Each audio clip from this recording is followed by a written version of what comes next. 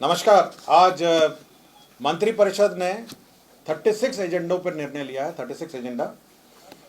सर्वप्रथम सबसे महत्वपूर्ण एजेंडा जिस पर निर्णय लिया गया वह है बिहार राज्य विद्यालय अध्यापक नियुक्ति स्थानांतरण अनुशासनिक कार्रवाई एवं सेवा शर्त संशोधन नियमावली 2025 की स्वीकृति दी गई है। इसके तहत राज्य के जो निवासी हैं और साथ ही साथ जिन्होंने राज्य में मैट्रिक या अथवा इंटरमीडिएट परीक्षा उत्तीर्ण की है उनको प्राथमिकता देने का निर्णय लिया है। और इससे जो राज्य में जो हमारे छात्र छात्राएं पढ़ रहे हैं और यहाँ के मूल निवासी है उनको शिक्षा विभाग की नौकरियों में TRE 4 जो शिक्षा विभाग के टीचरों की बहाली है इसमें प्राथमिकता होगी और नौकरियों में इसमें प्राथमिकता होगी। दूसरा था माध्यमिक उच्च माध्यमिक विद्यालय में जहाँ पर रात्रि प्रहरी कार्यरत है। रात्रि प्रहरी राज्य में 6000 रात्रि प्रहरी कार्यरत है जिनका वर्तमान मानदेय 5000 रुपये था, इसको बढ़ा के 10,000 रुपये हो गया है। इसके तहत 72 करोड़ रुपये मात्र वृद्धि के पश्चात वार्षिक व्यय भार होगा। राज्य के मध्य विद्यालयों में कार्यरत शारीरिक शिक्षा एवं स्वास्थ्य अनुदेशक इनका मानदेय में बढ़ोतरी हुई है। ये पहले 8,000 रुपये था और 200 वार्षिक वेतन वृद्धि थी। अब इसको 16,000 रुपये कर दिया गया है और 400 वार्षिक वृद्धि हो गई है। 16,000 हो गया है और 400 रुपये वार्षिक वृद्धि हो गई है। आज के दिन में जो अंशकालिक जो शारीरिक शिक्षा एवं स्वास्थ्य अनुदेशक हैं वो करीब 2350 लोग हैं। मध्याह्न भोजन में बड़ी संख्या में हमारे सेविक जो रसोइया हैं वो कार्यरत हैं। करीब 2,18,622 लोग कार्यरत हैं। इनके मानदेय में वृद्धि हुई है। पूर्व में 1,650 रुपये प्रतिमाह मिलता था, अब ये 3,300 रुपये ये मानदेय होगा। इसके तहत 252 करोड़ 50,84,000 रुपये संभावित व्यय होंगे। 7 महीना अवशेष 7 महीने तो इनका वार्षिक जो वृद्धि है 1,650 को बढ़ के 3,300 वार्षिक वृद्धि हुई है। स्वास्थ्य विभाग में आशा कार्यकर्ताओं का भी मानदेय वृद्धि हुआ है। इसमें पहले पूर्व में पारितोषिक रूप में 1,000 रुपये प्रतिमाह दिया जाता था जिसको बढ़ा के 2,000 हो गया है और इसके अतिरिक्त वृद्धि पर कुल 3,000 प्रतिमाह पारितोषिक रूप में दिए जाने की अब स्वीकृति है। तो पहले 1,000 रुपये देता था मात्र, अब उसको में 2,000 रुपये की अतिरिक्त वृद्धि हुई है। कुल 3,000 रुपये अब इनको दे होगा। स्वास्थ्य विभाग में रेफरल अस्पताल और प्राथमिक स्वास्थ्य केंद्र में कार्यरत ममता कार्यकर्ताओं के मानदेय में भी वृद्धि हुई है। इनको प्रोत्साहन राशि पूर्व में 300 रुपये दी जाती थी, इसको बढ़ाकर 600 रुपये कर दिया गया। लोहिया स्वच्छता मिशन स्वच्छ भारत मिशन ग्रामीण ठोस एवं तरल अपशिष्ट प्रबंधन, यह हमारे ग्रामीण क्षेत्रों में जो सफाई कर्मी हैं उनके मानदेय में भी वृद्धि हुई है। अब उनका मानदेय वृद्धि होकर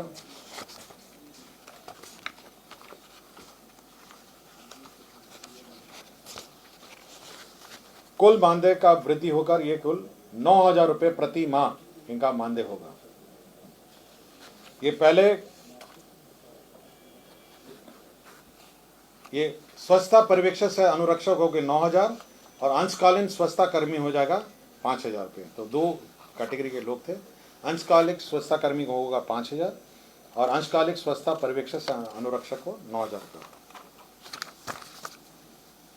मुख्यमंत्री डिजिटल लाइब्रेरी योजना की स्वीकृति हुई है। इसके तहत सभी विधानसभा क्षेत्रों में एक डिजिटल लाइब्रेरी कार्यरत रहेगा। इसके अंतर्गत 94 करोड़ 50,47,000 रुपये इसमें व्यय होंगे। इसमें 11 डेस्कटॉप कंप्यूटर होंगे और ये सामुदायिक भवन, पंचायत भवन और अन्य किसी भी स्थानीय स्थल पर पंचायत भवन, प्रखंड कार्यालय, नगर परिषद भवन, विकास भवन, कम्युनिटी लाइब्रेरी, सरकारी स्कूल, कॉलेज परिसर, यहाँ सभी में आपका डिजिटल लाइब्रेरी स्थापित होगा। 10 कंप्यूटर टर्मिनल होंगे और यहाँ पर जो बच्चे हैं वो आकर अपना डिजिटल लाइब्रेरी में अपनी पढ़ाई और अध्ययन कर सकेंगे। खाद्य एवं उपभोक्ता संरक्षण विभाग में जो पीडीएस दुकानें हैं उसमें छुट्टियां जो पूर्व में थी उसमें संशोधन किया गया है और छुट्टियों में जो लिस्ट है, नई लिस्ट जारी की गई है। इसके तहत अब वो क्लोज्ड ऑन एवरी मंडे, हर सोमवार को बंद होगा। 26 जनवरी, 15 अगस्त, 2 अक्टूबर, होली, छठ पूजा, दुर्गा पूजा, नवमी, दशमी और ईद में यह अब पीडीएस दुकानें बंद रहेंगी। अंतर्राज्यीय मार्गों पर लोक निजी भागीदारी पीपीपी मोड में बस संचालन का ये निर्णय लिया गया है और इसमें सभी बस जो हमारे प्रवासी हमारे भाई बंधु हैं उनको इंटर स्टेट बस का संचालन करने का निर्णय लिया है। इसके तहत जो पीक साइड रूट्स हैं उसमें 150 प्रति सीट एवं ऑक्स पीक साइड में 300 प्रति सीट प्रोत्साहन राशि दी जाएगी। 5 वर्षों को यह दी जाएगी और 36 करोड़ 35 लाख रुपए इसमें व्यय होंगे। सो पीपीपी मोड में इंटर स्टेट बस के लिए यह योजना है। 150 रुपीज़ पीक साइड के लिए प्रोत्साहन है और 300 रुपये ऑफ पीक साइड के लिए प्रोत्साहन है। उद्योग विभाग ने बहुत सारे औद्योगिक क्षेत्र के लिए जो भूमि अधिग्रहण है उसका निर्णय लिया है। इसके अंदर औरंगाबाद जिला अंतर्गत कुटुम्बा अंचल में 441 एकड़ का इसमें भूमि अधिग्रहण होगा यह औद्योगिक क्षेत्र के लिए। कटिहार जिला में कुल 252 एकड़ भूमि अधिग्रहण होगा, 252 औद्योगिक क्षेत्र के लिए। नालंदा जिला में हरनौत एवं चंडी अंचलों में कुल मिलाकर 524 एकड़ का भूमि अधिग्रहण होगा औद्योगिक क्षेत्र के लिए। इसके अंतर्गत 2 अरब 64 करोड़ 65 लाख रुपए 42,000 रुपये व्यय होंगे। सुपौल जिला अंतर्गत सरायगढ़ भपटियाही के सरायगढ़ मौजा में 250 एकड़ एवं अंचल पिपरा के विशनपुर मौजा में 248 एकड़ इसमें औद्योगिक क्षेत्र के लिए ये अधिग्रहण होगा। मुजफ्फरपुर जिला अंतर्गत अंचल पारू मौजा पारू में भी भूमि अधिग्रहण 700 एकड़ भूमि का भूमि अधिग्रहण होगा। ऊर्जा विभाग का एक प्रस्ताव था जिसमें पूर्व में पीर पैंती में भागलपुर में सौर ऊर्जा अधिस्थापन की बात कही गई थी। अब यहाँ पे 3/800 2400 मेगावाट का विद्युत परियोजना स्थापित करने के लिए लीज के सामान्य शर्तों पर 1 रुपये प्रति वर्ष के लीज पर 33 वर्षों के लिए विद्युत आपूर्ति करना में अवधि के आधार पर L1 रेट पर प्रति यूनिट 4.165 के दर से एवं फ्यूल दर 1.910 के दर से बिहार विद्युत विनियामक आयोग के अनुमोदन के अधीन विद्युत क्रय की स्वीकृति दी गई है। खान भूतत्व विभाग में जमुई जिला अंतर्गत मैग्नेटाइड लॉ अयस्क के मजोस एवं भंटा संयुक्त कंबाइंड ब्लॉक की ई नीलामी के लिए जो रिजर्व जमा है वो निर्धारित की गई है। यह अनुमानित आरक्षित मूल्य 4,325 करोड़ निर्धारित किया गया है। निर्वाचन विभाग का विभिन्न मतदान केंद्र 90,712 में वेबकास्टिंग, विभिन्न चेक पोस्ट, मतगणना केंद्र पर कैमरा की निगरानी के लिए 154 करोड़ 30 लाख 25,000 रुपये प्रशासनिक स्वीकृति दी गई है। बिल्डिंग बाईलॉज में विभिन्न उपविधि में आंशिक संशोधन किए गए हैं जिसमें इंडियन ऑयल कॉरपोरेशन जो पेट्रोल पंप के लिए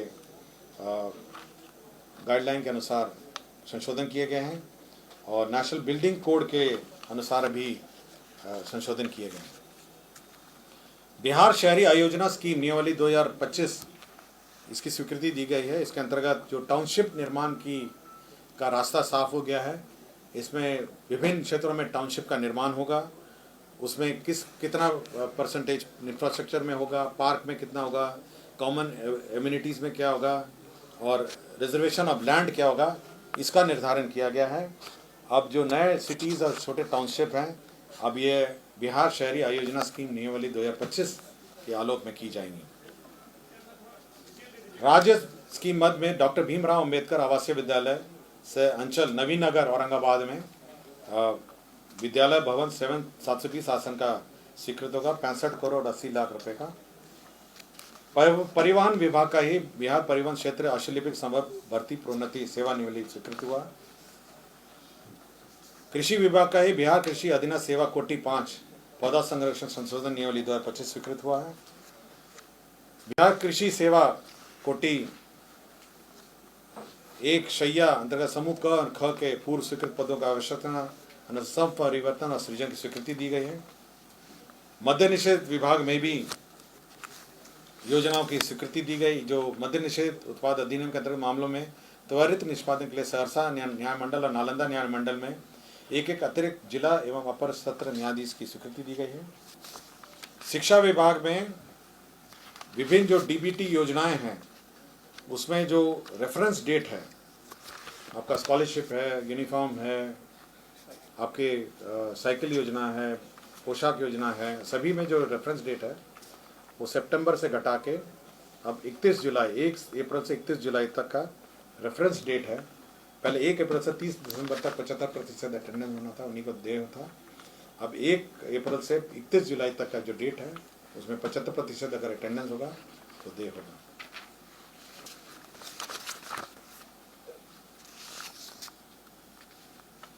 सूचना प्रौद्योगिकी का एक प्रस्ताव था जिसमें सीडैक में वॉइस मैसेजेस भेजने के लिए 50,09,070 रुपये का सीडैक से करारनामा किया था, उसका पोस्ट फैक्टर अप्रूवल है।